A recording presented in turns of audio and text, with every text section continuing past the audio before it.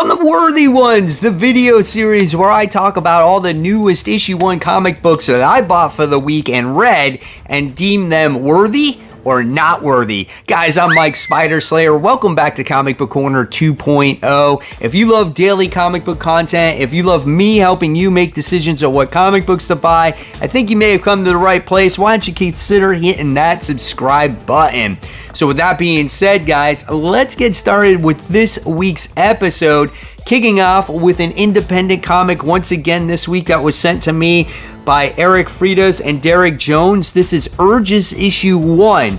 Now, this is a horror comic, and this book is available for purchase over on Etsy, actually, and they do have an Instagram account. I'll put that in the link below. But what this book is that this is about a woman who is actually like a man-bat character, okay?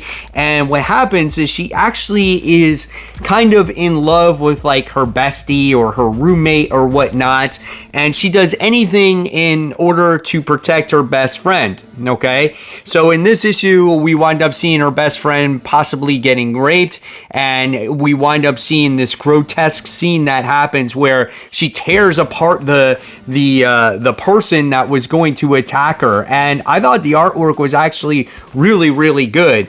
And there's a secondary story in here with not as many colors, but it also has to do with the protection of the person that she cares about the most. And here is an art page right here.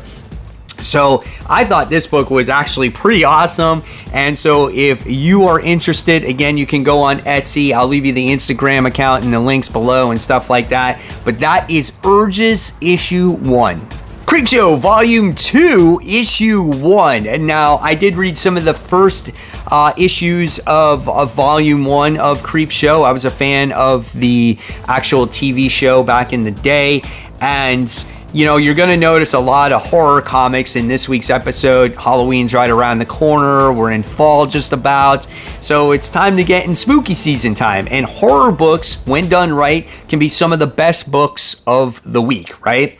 So here we go. Creepshow issue 1. 2 separate stories in this title, Make Your Choice and Fossil Record. Artwork is pretty good in this book, especially in this opening page. However, when it comes to this overall comic book, for the first story, this was a story that I absolutely do not like. This has to touch on subject matter that I feel like we don't really need to discuss in this particular, in comics, right? And it has to do with abortion and just father abusing their daughters and stuff like that. And it was just a very dark and unfortunately, these things happen in the real life, and I just don't like talking about that in, you know, a comic book episode, right? And I don't feel like that this needs to be in a comic book. It was disturbing to me, you know? So I didn't like that. I felt like that wasn't necessary to put in a comic book. If you don't agree with certain subject matter, that's fine, but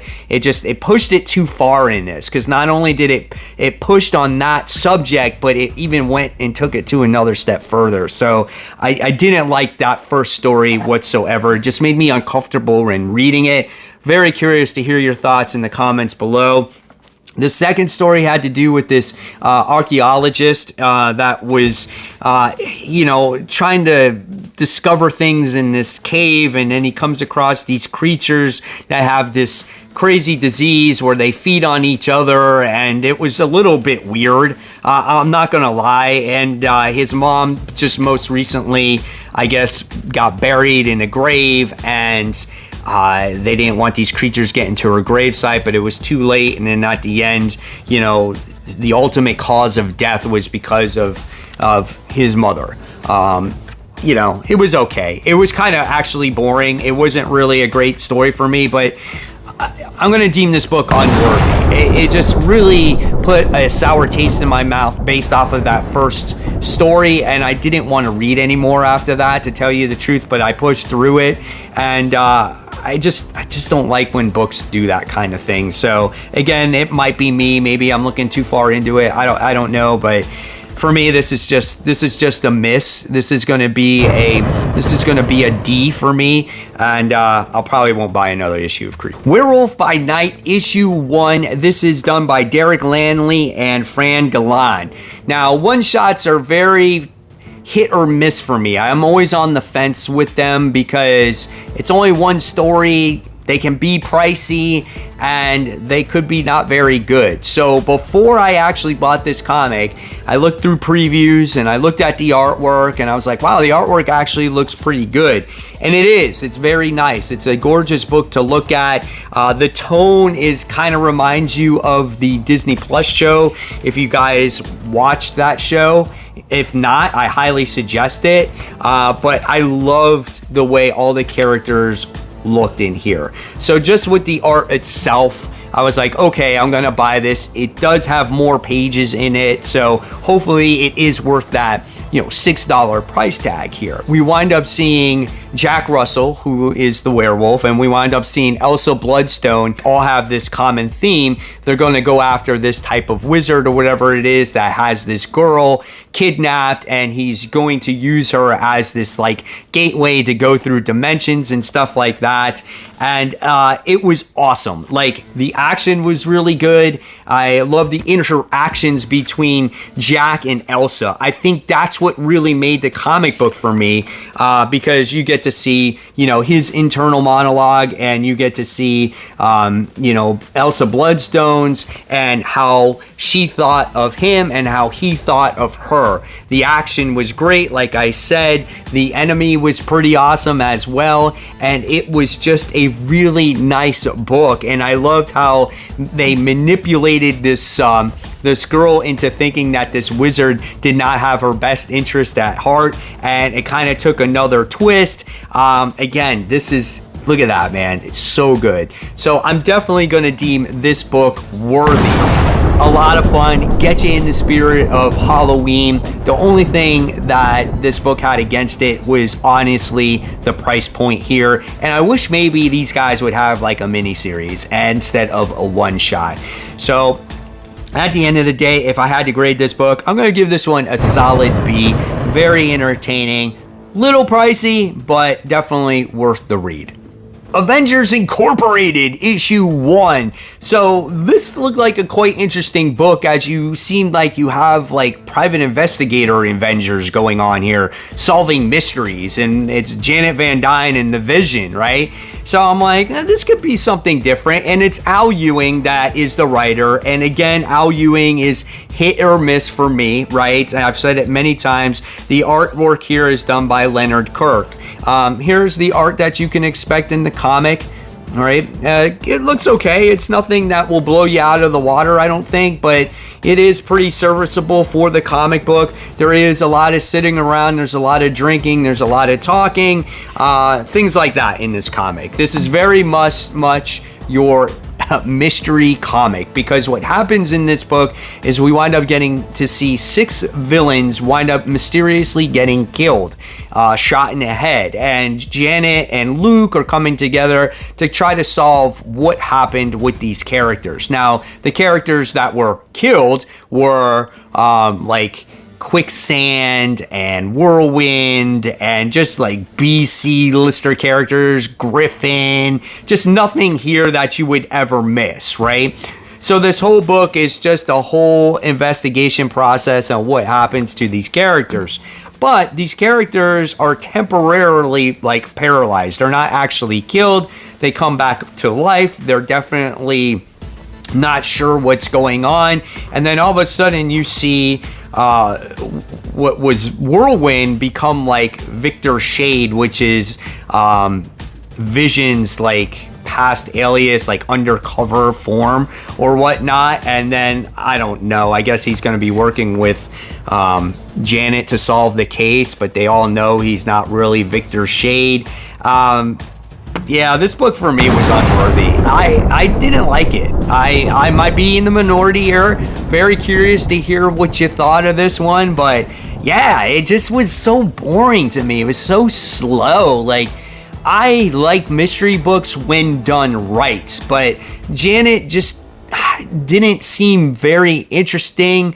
I didn't like the case, especially when all the characters came back to life. I was like, oh, well, they're back alive again. Who cares? And now we got this person posing as Vision, but where is actually Vision? I don't know. I don't care. It was just too slow, and there was not enough hook here at the end to grab me for an issue 2. So at the end of the day, I'm gonna grade this one a C-. This was very vanilla, just boring. Okay, here we go. Here's our investigation, and now they're alive, and now we have to. It was just boring. Daredevil, issue 1, written by Saladin Ahmed, and Aaron Kuder does the artwork. So I'm not gonna lie, when it came to Daredevil, right, we just got done with Chip Zdarsky's run, and it's like almost you kind of need some time to recuperate from a long run like Chip Zdarsky's run. There was a lot that went into it, and it was just like it ended, and now the very next month it's like, hey, new volume, and you're like, man, already? Like, I didn't even have time to just relax for a little bit. We get series that take months off, years off, or whatever it is, and you don't see them. But Daredevil comes back immediately, so I'm like, okay, I'm gonna pick it up. I have no expectations for this book, so we're gonna see what it has to offer. Solomon Ahmed's writing style, for me, same thing like Al Ewing. It's hit or miss, but his independent stuff has been actually pretty good. Now, when it came to Aaron Kuder's artwork, his artwork is also hit and miss for me, but this book actually had pretty solid artwork. It wasn't, as I would say, detailed, obviously, as Chiquetto's artwork in the run, but still, this was good artwork. There was good facial expressions, and there was time where this book felt a little bit creepy, okay? And I like that. I thought that was actually cool. So now we got all that artwork stuff out of the way and just my thoughts on the overall previous run going into this run, let's talk about this issue as a whole. So what happens in this book is it literally continues right after the last run. So I thought that was really good to keep in that continuity because we wind up getting to see, Matt sacrificed himself in hell. He was brought back to life by God in order to protect everybody in God's church or whatever it is. Well, recently he's been having, pieces of his memory come back to him that remind him of Daredevil, whether it's Elektra or his fighting skills, things of that nature, right? And throughout this book, you wind up seeing the progression of his old self come back, whether it's just common street thugs or his remembrance of actual Elektra in the story. Well, Elektra winds up getting possessed by some kind of demonic thing. We don't know who this guy is. We don't know if he works for the devil or whatever the case may be, or for Satan, I should say. But he possesses Elektra, and now Elektra goes after him to try to kill Matt. Matt gets pretty much almost like his skills and the dexterity back. He goes out on the street tops and he goes after Elektra here. And he's not in the costume in the beginning. He's in that, black and just got the handkerchief over his head and whatnot. And he goes after the demon that's possessing Elektra. He performs this crazy exorcist on the creature and releases Elektra.